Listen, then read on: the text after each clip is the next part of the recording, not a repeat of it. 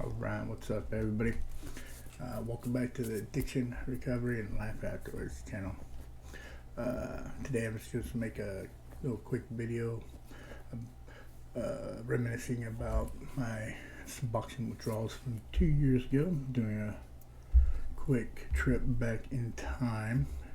Gonna do a basic Suboxone withdrawal timeline outline here for people that always have them questions.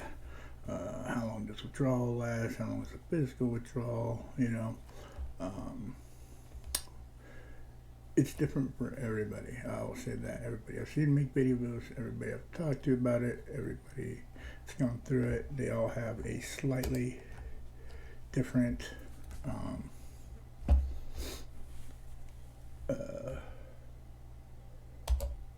time with it. So let's go ahead and check these out. Whoops. People crying a lot. I'm going to go through a couple of my videos I made recently. Listen to the first a minute or two and just get the mind frame and state of mind and gist of what's going on with me on that day. So here we go. We're going to do day 5 and 6. Alright, there we go. I don't know if y'all can really see me too well, but anyway, I am on day 5 to 6 here of Suboxone withdrawal. Out here in the backyard taking a walk. I wanted to do like a few of them other people I've seen on YouTube with their videos about it. It's really helped me like significantly. I mean, some people say they didn't watch the bad ones and people crying a lot and all that kind of stuff, but for me it's a little bit different. I mean, I'm in that position, for the last 5-6 days here. I mean, I'm not gonna lie to people, man. This is hell. You know what I mean? You want to know some hell? Yeah, get the fuck off Suboxone. Get the fuck off it now. That shit is doing nothing but killing you. It's doing nothing but destroying your brain. I think somehow I lost my day 4 or 5 video, but I'll have to check into that. This one's something odd going on with that, but as you can see, I'm just in the kind of the mood of hating Suboxone at that time, not really paying attention even to where my camera's positioned, just kind of recording the side of my face the whole time. But when you're going through it like that, the last thing you're thinking about is how I'm holding my camera. You see I had a couple videos of that night as well. I'm not going to play those. There's a lot of background noise from the TV that I didn't realize until later, but sleepless night on that night. Suboxone day 6 to 7. Let's see what's going on there, shall we? Oh.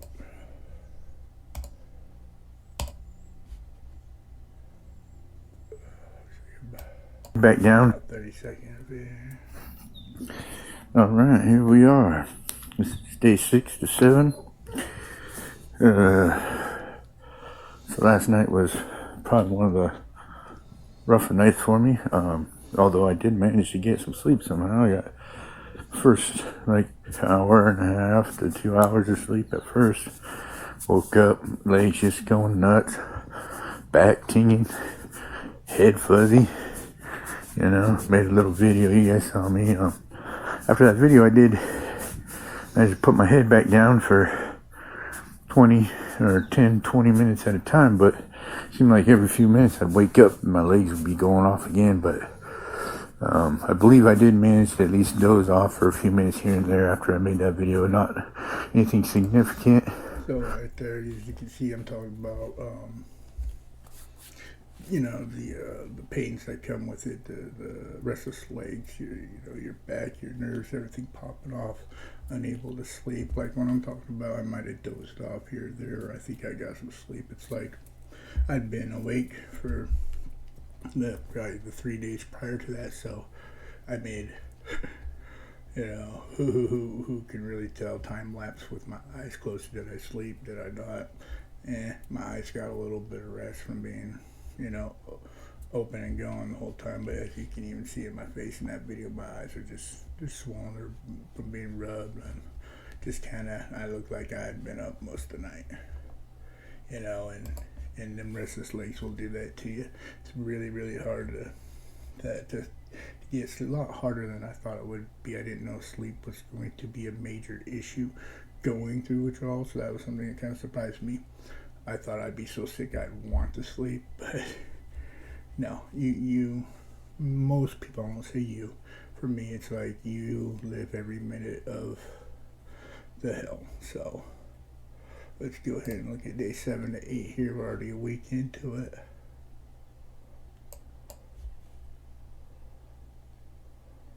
All right. Good morning, everybody, or anyone that happens to watch these. If you look at my face in this one, you can see it almost looks like my face isn't as puffy in it already. Almost like maybe, you know, I actually did get a little bit of rest. Made a video last night, didn't get any sleep. Well, at least I made a video and thought I wouldn't. I know sometime between, I think, like 4 and 5:30 I fell asleep. I remember it being like close to 4 o'clock when last time I looked at the clock, and then when I opened my eyes it was a little past 5, so maybe close to an hour of sleep I nodded off for there, you know, not trying, just kind of took a couple hot showers, you know, walked around a little bit in my room because I had them restless legs are a bitch, let me tell you something. And I know a lot of it's mental, but the reason why I know a lot of it's mental is because when you take things like... There we go, talking about the restless legs. A lot of the people's fears is restless legs when they're going through this, and that's valid. It's nothing fun. You know, hot showers, compression, movement, relaxation, meditation, stretching, and rubbing can help that. But nothing for me even seemed to ever get rid of it. I tried the over-the-counter restless leg little thing they have down at the store. I took one night and it didn't do anything at all. So if you try anything for that, be wary. So as you can see, it's 7-8. Let's say the first 1 to 3 days withdrawal wasn't even kicked in full blown. So that's, you know, 3 to 4 days in full blown withdrawals there. So still, you know, in a state of sleep deprivation, not really being aware of sleep if I got any at all. So be prepared for that. Vitamin B complex really helps with that. The next day and gets you up and going. Vitamin C gives you some good energy too. Let's do it at day 8-9 here.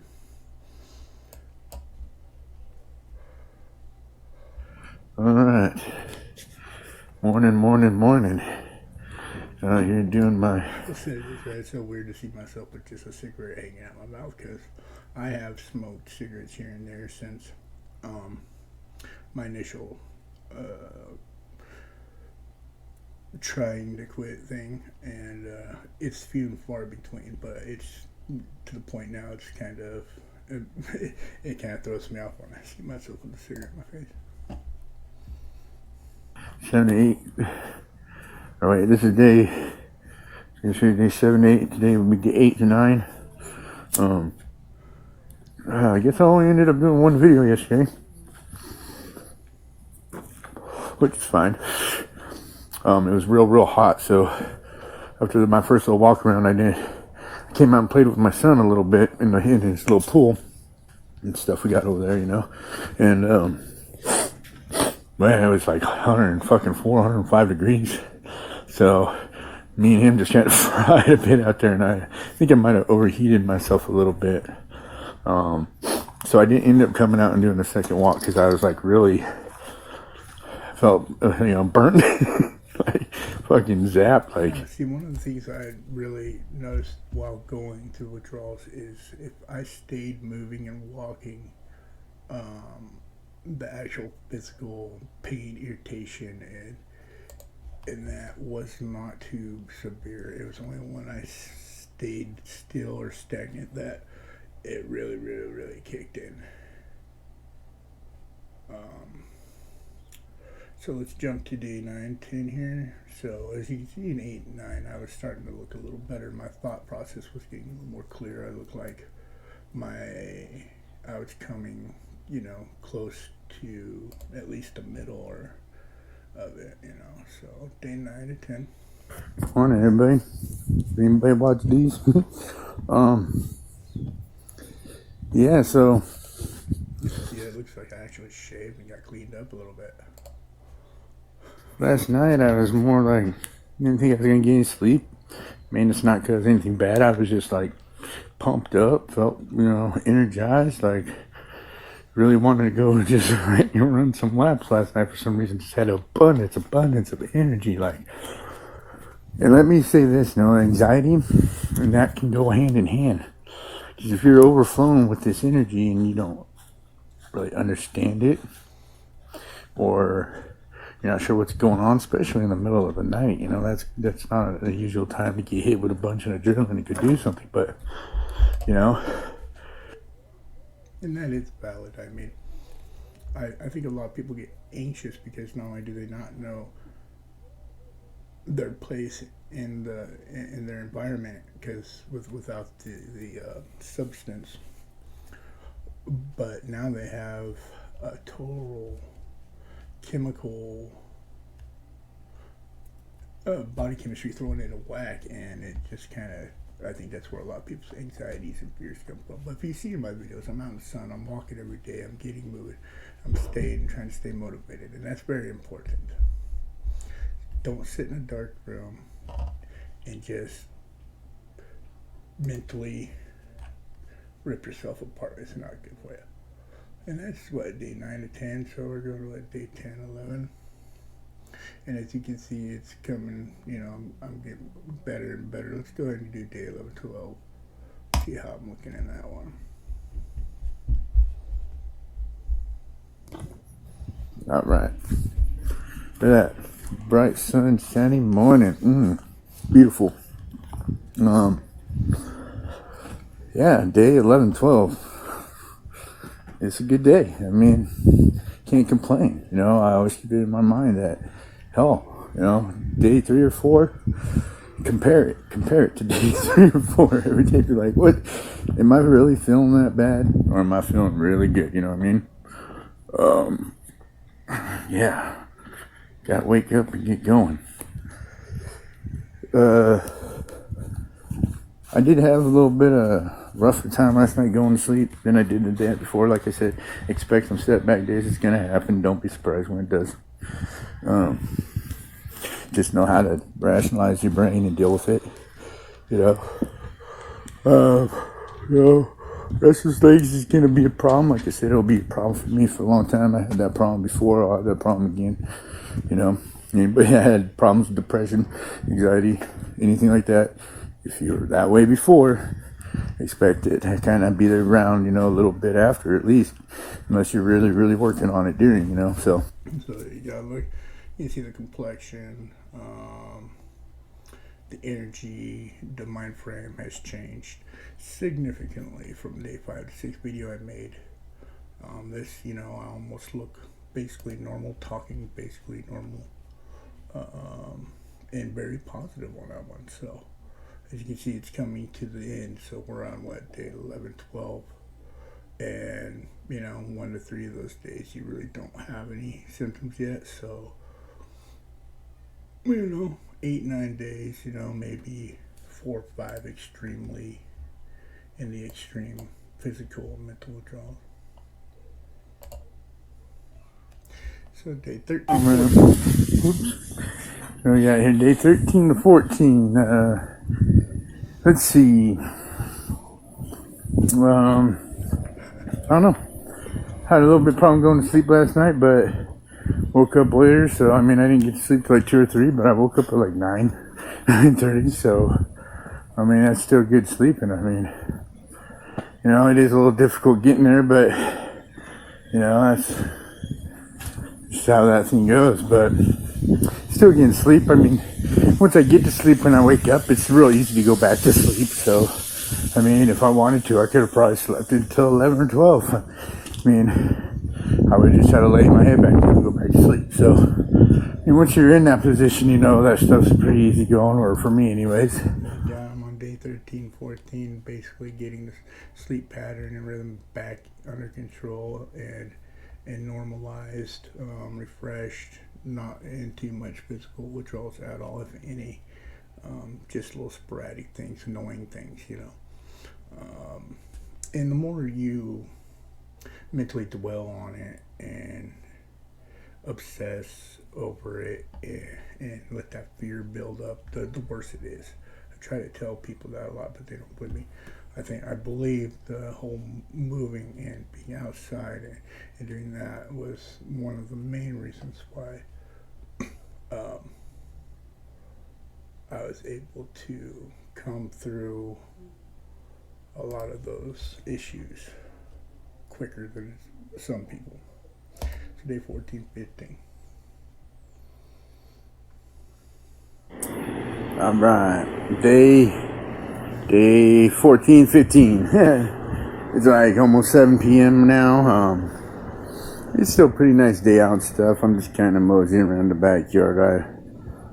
Let's see. Last night it wasn't real like easy to go to sleep. I tried to go to sleep like I think around 11, 12. Couldn't really do it. I mean, caught up for a second. It's like an up and down night, but I mean, in the end of it all, you know, I still slept probably a good 5-6 hours total.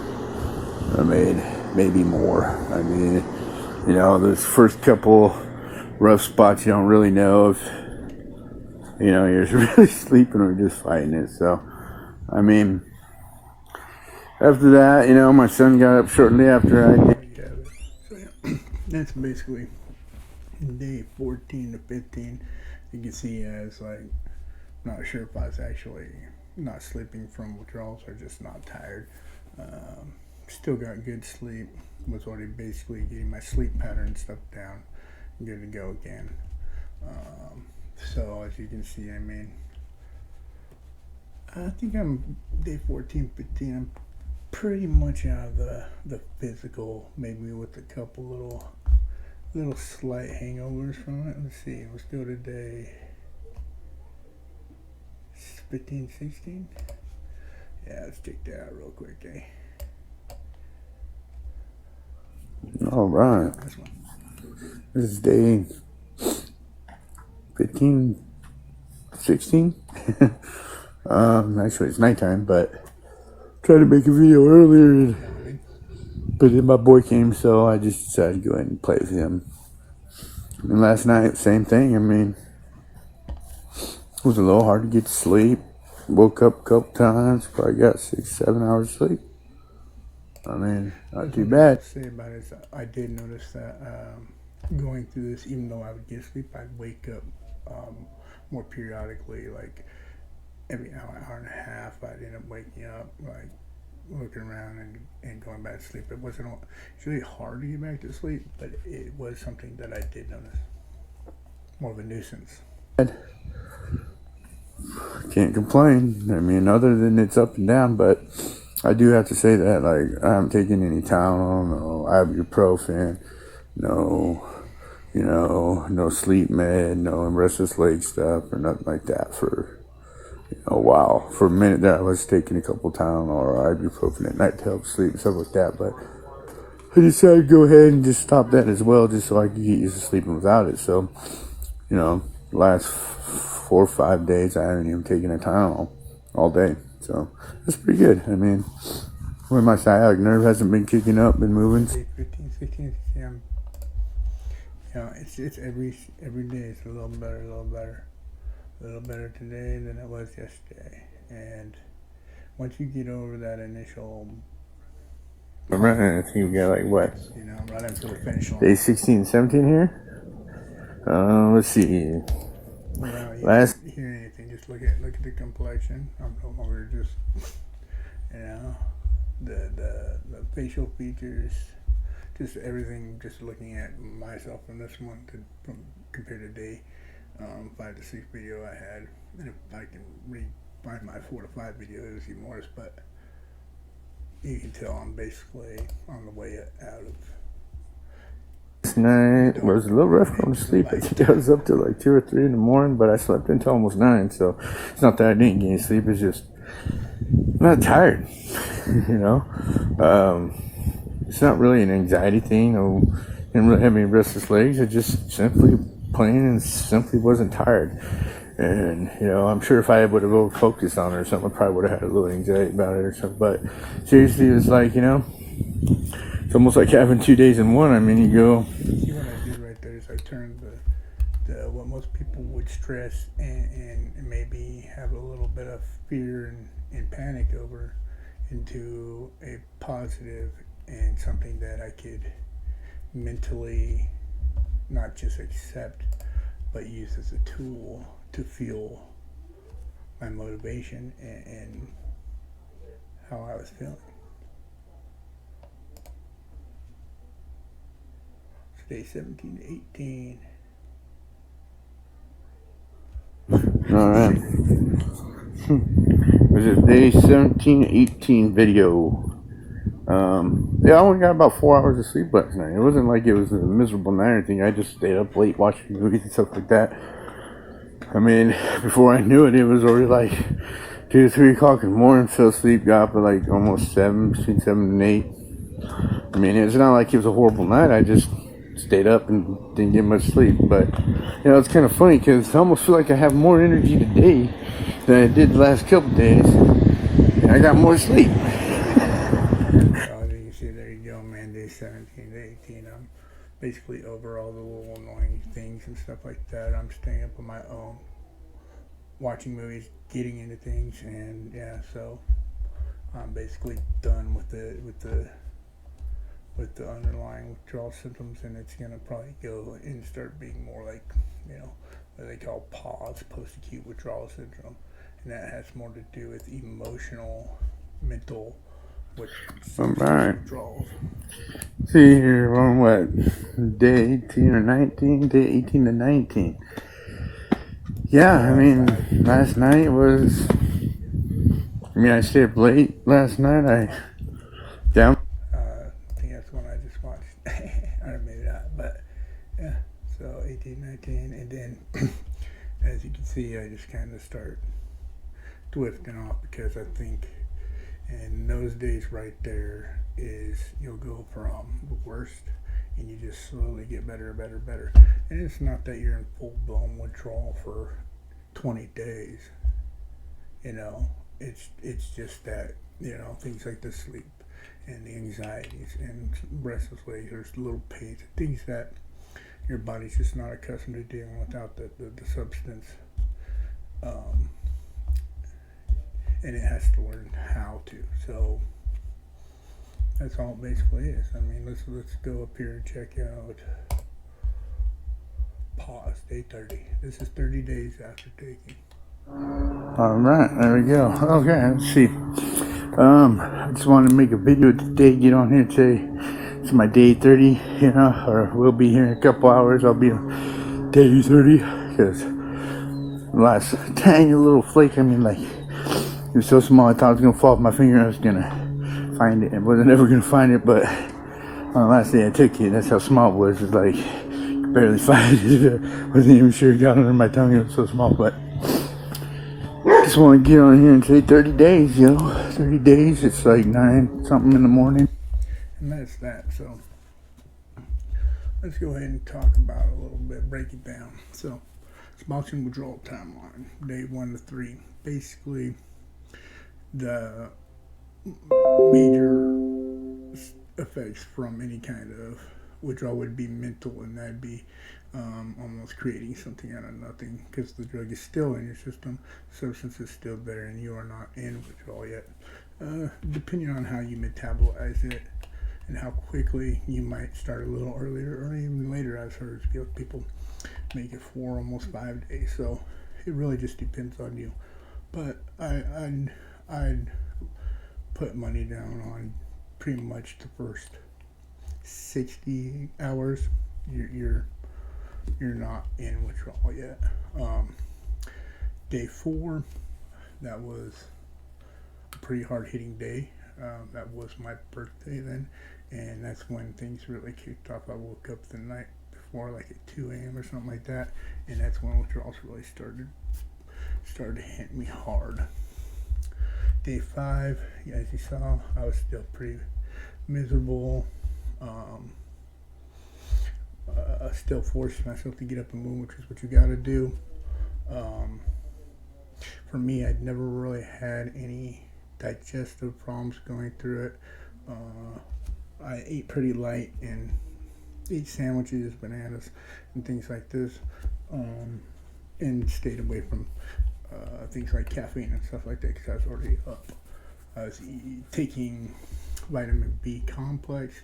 I'd take 2 in the morning when I woke up, and that really helped me for the first week. And then I dropped down to 1, and I'd take a vitamin C in the morning and vitamin C at night, and that stuff right there, vitamin B complex, vitamin C, it really makes a difference.